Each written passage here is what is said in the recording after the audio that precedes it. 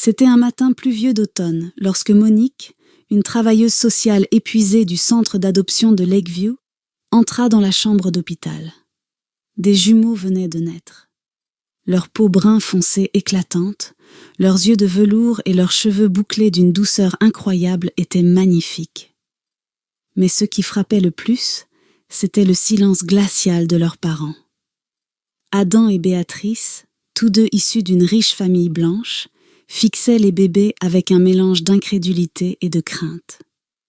Des chuchotements circulaient, insinuant que le père pourrait être un autre homme. En quelques heures, la rumeur se transforma en scandale.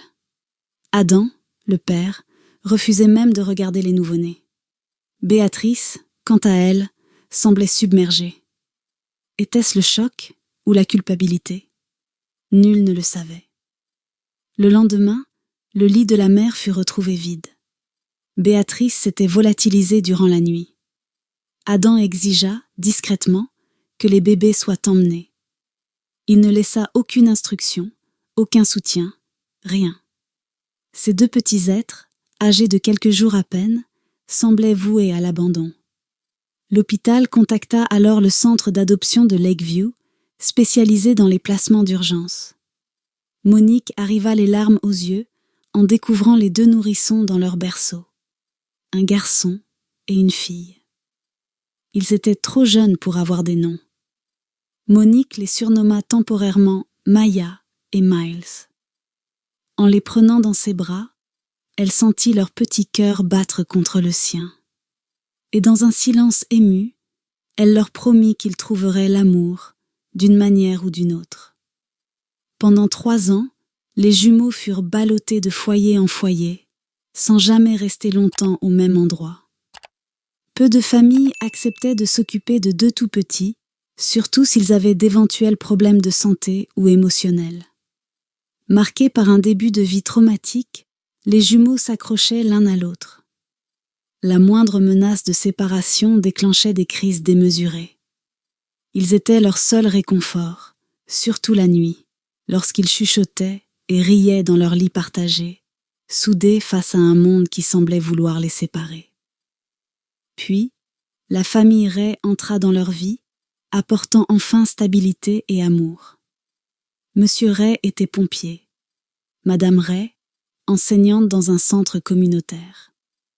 Modestes mais au grand cœur, ils accueillirent les jumeaux à l'âge de 4 ans, leur donnant enfin un vrai nom. Elle devint Nia Ray, lui Noah Ray. Sous leur toit, Nia s'épanouit en une enfant vive, curieuse, amoureuse des livres et avide de réponses. Noah, plus discret, trouvait sa joie dans la peinture et la musique. Les enfants grandirent heureux, tissant des liens forts avec leurs nouveaux parents. Bien qu'ils soient des enfants noirs dans un quartier majoritairement blanc, les Ray les protégèrent avec amour, leur enseignant la fierté et la résilience. Mais tout n'était pas paisible. À 9 ans, Nia découvrit leur dossier d'adoption dans une vieille boîte. Elle y lut que leurs parents biologiques, Adam et Béatrice, les avaient abandonnés. Cette révélation la blessa profondément. Elle en parla à Noah, qui réagit avec une colère silencieuse. Pourquoi leurs parents les avaient-ils rejetés juste parce qu'ils étaient noirs? La question les hanta. Ils interrogèrent les Ray, qui leur expliquèrent que certaines personnes agissent par peur ou ignorance. Ce n'était en rien leur faute. Et pourtant, une part d'eux voulait comprendre. À 13 ans, Nia, grande, élégante, à la peau acajou et aux traits marquants, découvrit sa passion, la danse. Elle intégra une troupe locale et se révéla sur scène, captivante. Noah, lui, gagna en assurance grâce à sa peinture, remportant plusieurs concours locaux. Leur talent attira l'attention de la communauté. On les appelait affectueusement les jumeaux Ray. Leur abandon devint l'histoire derrière leur art, leur moteur d'inspiration. Au lycée, ils brillèrent. Les sauts gracieux de Nia sur scène, les expositions vibrantes de Noah attirèrent même les médias locaux. Les universités commencèrent à leur faire des offres de bourse. À leur remise de diplôme, Nia décrocha une bourse pour une prestigieuse école d'art du spectacle, et Noah fut accepté dans un célèbre institut d'art. La communauté, fière, oublia presque que ces 2 étoiles avaient un jour été abandonnées. Mais la question des origines restait. Un jour, je les retrouverai, disait souvent Nia à Noah. Ils nous doivent des explications. Noah acquiesçait, mais son regard fuyait, partagé entre le besoin de comprendre et celui d'oublier. À 19 ans, ils prirent des chemins différents pour leurs études, mais restèrent très proches, s'appelant chaque jour. L'œuvre de Noah gagna en renommée. Nia fut repérée par un agent grâce à ses solos de danse publiés sur les réseaux sociaux. Les grandes scènes l'appelèrent bientôt.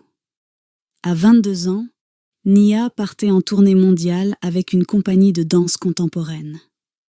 Noah vendait ses œuvres aux enchères. Ils étaient devenus extraordinaires. Puis, un jour, Nia reçut une lettre à son bureau de New York. L'expéditeur, un petit cabinet juridique de leur état natal. À l'intérieur, un message bref adressé à Nia et Noah Ray, anciennement Maya et Miles. Votre présence est requise dans le cadre d'une affaire légale concernant votre mère biologique, Béatrice, atteinte d'une maladie en phase terminale. Elle souhaite vous voir. Merci de nous contacter.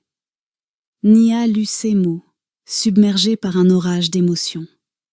Elle appela Noah à Londres, où il exposait. Ils décidèrent d'y aller, uniquement pour tourner la page. 3 semaines plus tard, ils arrivèrent dans un modeste centre de soins palliatifs. Une infirmière les guida vers une petite chambre, imprégnée d'odeurs de désinfectants et de fleurs. Sur le lit, une femme frêle, Béatrice, aux cheveux blancs et au visage émacié, leva des yeux embués de larmes. En les voyant, elle tenta de parler, mais sa voix était noyée dans ses sanglots. Finalement, elle réussit à dire « J'ai attendu si longtemps pour vous dire, je suis désolée. » Noah resta silencieux, les bras croisés. Nia s'avança prudemment. « Pourquoi nous avez-vous laissés ?» La question vibrait de 2 décennies de douleur. Béatrice toussa, les larmes coulant le long de ses joues. Elle expliqua qu'Adam avait refusé d'accepter des enfants noirs, qu'elle s'était sentie impuissante face à lui et qu'elle avait regretté son choix chaque jour. « J'ai suivi vos carrières de loin, » murmura-t-elle. « Vous avez brillé sans moi. Chaque succès me rappelait ce que j'avais perdu. Je suis si désolée. » Ces mots résonnèrent dans l'air stérile. Une simple excuse pouvait-elle réparer tant de mal ? Les jumeaux se regardèrent.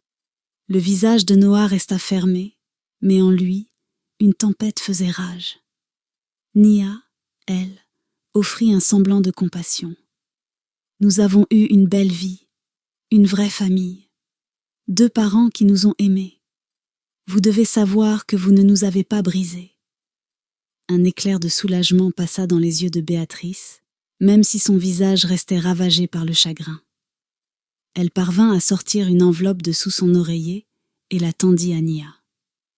À l'intérieur, des photos de leur naissance, des clichés qu'ils n'avaient jamais vus. Adam m'avait ordonné de les détruire. Mais je n'ai pas pu, murmura-t-elle. La rencontre se termina sans drame, sans pardon éclatant. Nia et Noah quittèrent le centre, sans vraiment savoir quoi ressentir.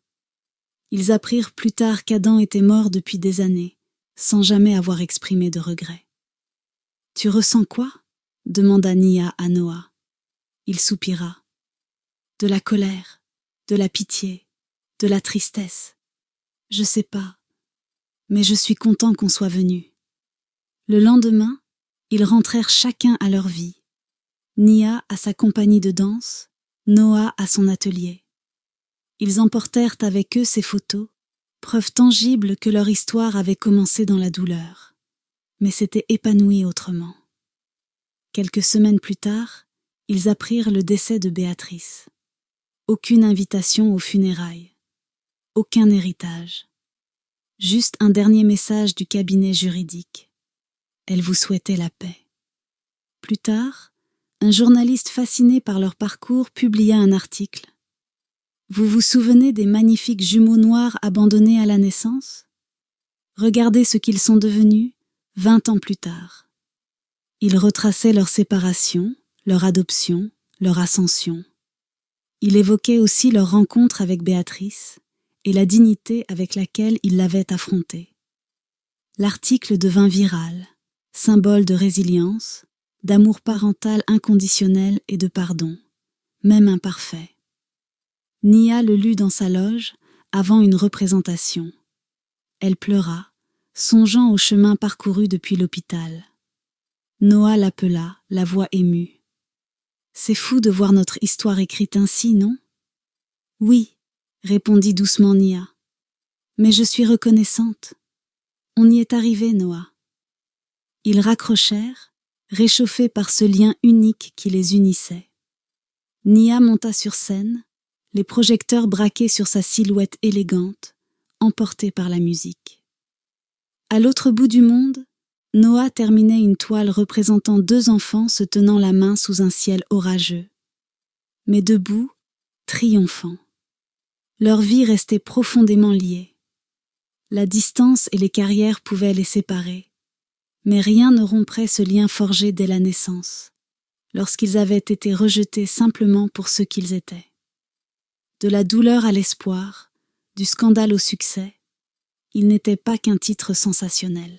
Ils étaient la preuve vivante que l'amour, même inattendu, peut triompher des blessures les plus profondes. Et ainsi, ils continuèrent à briller, chacun dans son art, défiant les circonstances de leur naissance. Car au fond, la seule chose qui comptait vraiment, c'était qu'ils s'étaient toujours eu l'un l'autre. Et ça, rien ne pouvait le briser.